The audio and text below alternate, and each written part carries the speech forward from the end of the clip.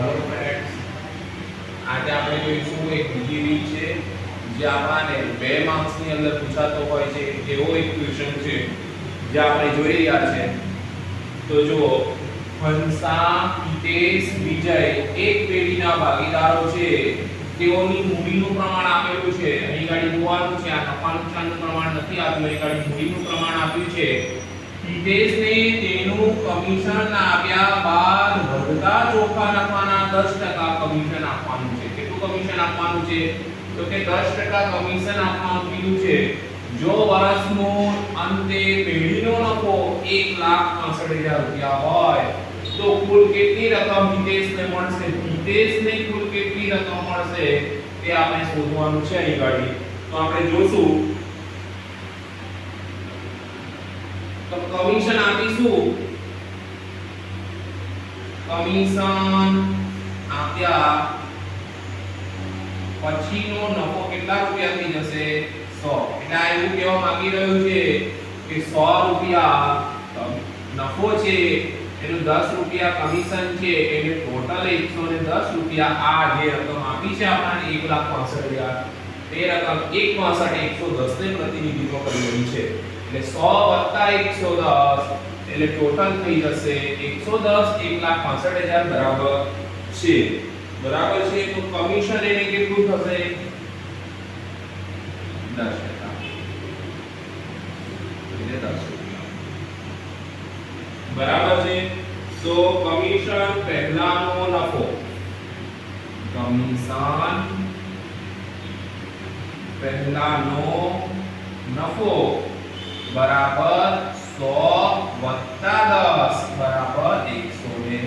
110 રૂપિયા આ ટોટલ રકમ આપેલી છે. તો આપણે કમિશન શોધવાનું છે.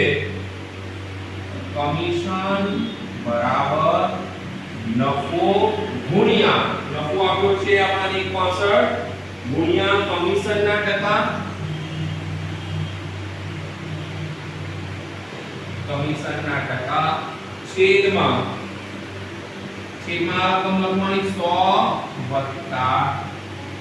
ટકા કમિશન. તો નફો છે 1,65,000 બરાબર ગુણ્યા કમિશનના ટકા 10 છેદમાં 110. 10 ના કમિશનના ટકા આપેલા છે આપણે 10 અહીં લખ્યા. 100 + પરિવાર ગણી તમને છૂટું પાડીને બતાવું તો 100 + 10 એટલે આપણે અહીં ગણી આવી જશે.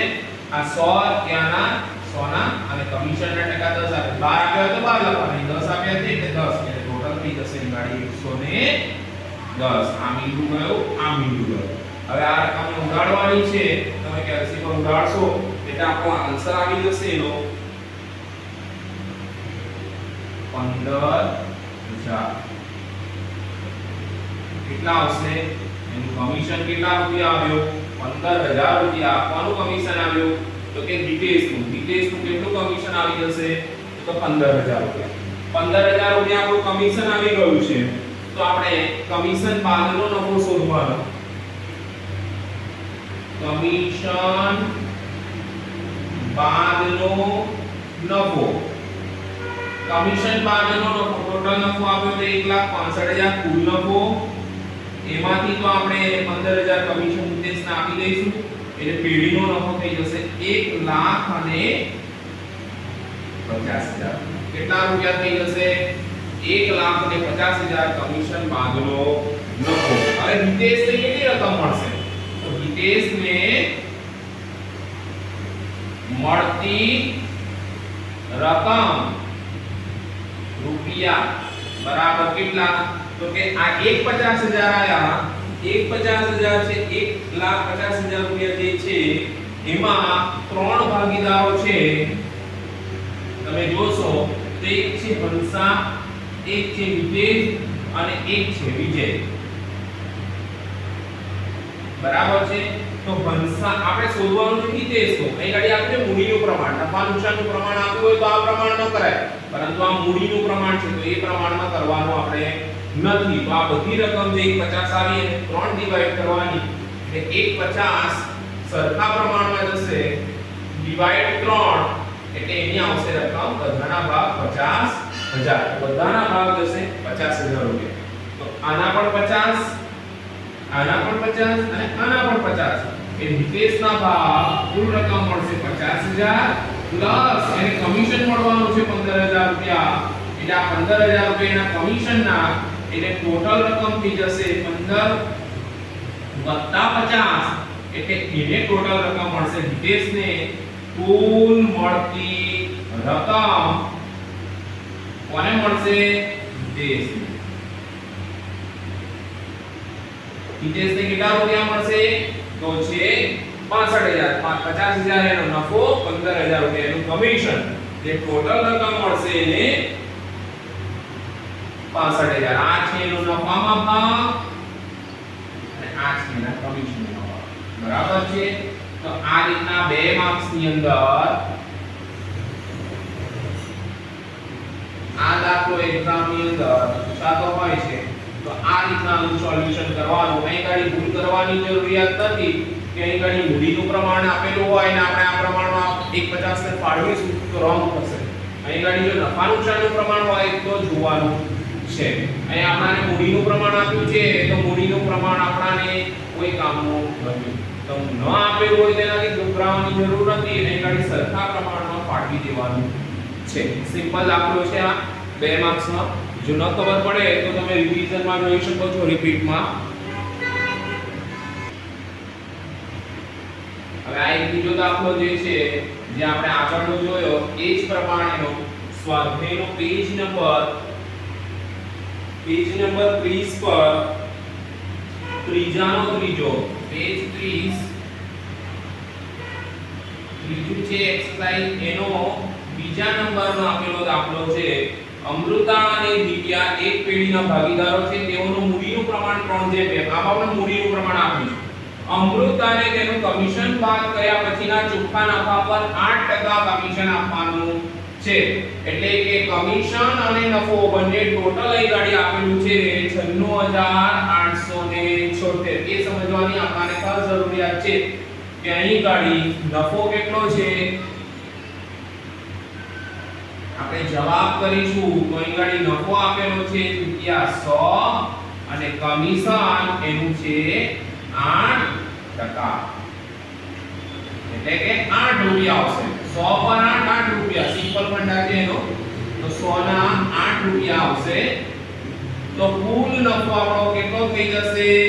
કુલ નફો બરાબર 100 વત્તા 8 બરાબર 108 રૂપિયા આપણો કુલ નફો છે. જે આ રકમ આને પ્રતિનિધિત્વ કરી રહી છે. ઠીક છે. તો આપણે મૂકવાનું કમિશન બરાબર નફો ગુણ્યા કમિશન નફો વત્તા કમિશનના ટકા. નફો વત્તા કમિશનના ટકા. નફો છે આપણો કેટલો?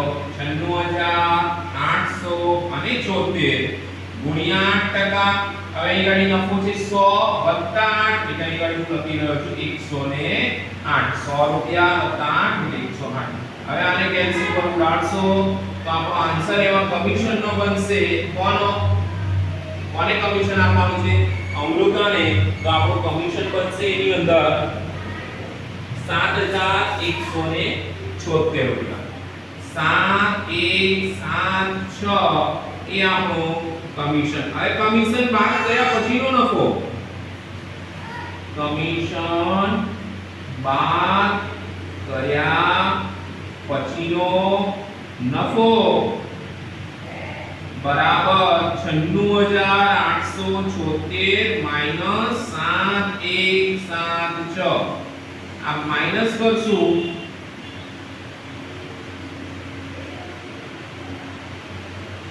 તો આપણો આન્સર આવશે 8,89,700. અને 89,700 ના બે ભાગીદારો છે. એક અમૃતા નામની વ્યક્તિ છે, એક દિવ્યા નામની વ્યક્તિ. બંનેના ભાગમાં શું કરવાનું? આપણે સરખા ભાગમાં વેચી દેવાનું. કેમ કે અહીં પ્રમાણ આપેલું નથી. એટલે બંનેના ભાગમાં ડિવાઇડ 2 કરશો કેલ્સીમાં એટલે આન્સર રેડી થઈ જશે. એટલે ડિવાઇડ 2 કરીશું તો 44850 આનો પણ 44850 બરાબર છે. બંનેનો આન્સર આવી ગયો છે 44850. એટલે દિવ્યાને પણ 44850 મળશે, પરંતુ અહીં ગાડી અમૃતાને શું આપવાનું છે? કમિશન પણ આપવાનું છે. તો અમૃતાને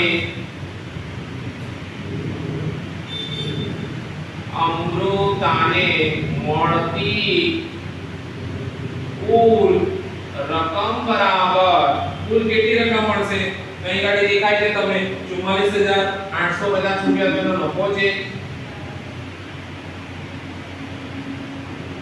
બરાબર ને? વત્તા એનું કમિશન કેટલું આવ્યું? 7,176.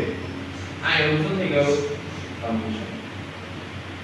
હવે આ બંનેનો તમે સરવાળો કરશો એટલે આપણો જવાબ રેડી થઈ જશે અને એનું ટોટલ આવે છે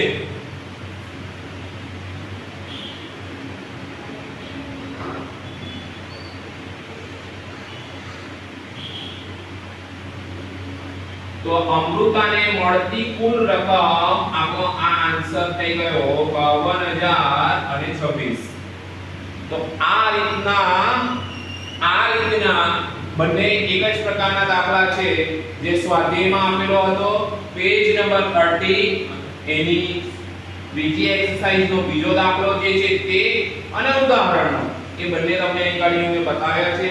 એ પ્રમાણે તમે જો ન ખબર પડે તો રિવાઇઝ કરીને જોજો અને આનું આ રીતના સોલ્યુશન કરવાનું છે. એક્ઝામમાં 2 માર્ક્સમાં આવા દાખલા પૂછાતા હોય છે અને ખૂબ જ સરળ છે. તો તમે આને આ રીતના કરશો તો તમને 100% ફાયદો થશે એક્ઝામમાં. ખૂબ સરળ છે. 8% છે ટોટલ નફો આપેલો છે, 8% આપ્યા છે આપણને એના કમિશનના. 100 + 8 નું પ્રતિનિધિત્વ કરી રહ્યું છે કે 100 રૂપિયા પણ છે અંદર, નફો પણ છે, આ પણ સમાયેલું છે કમિશન. 108 રૂપિયા 96876 એનાથી ડિવાઈડ કરી દેવાના છે, અલગ કરી દેવાના છે. કમિશન કેટલું છે, કેટલું નફો છે તે પ્રમાણે કરજો. ન ખબર પડે તો આપણે આગલા વિડિયોમાં જોશું.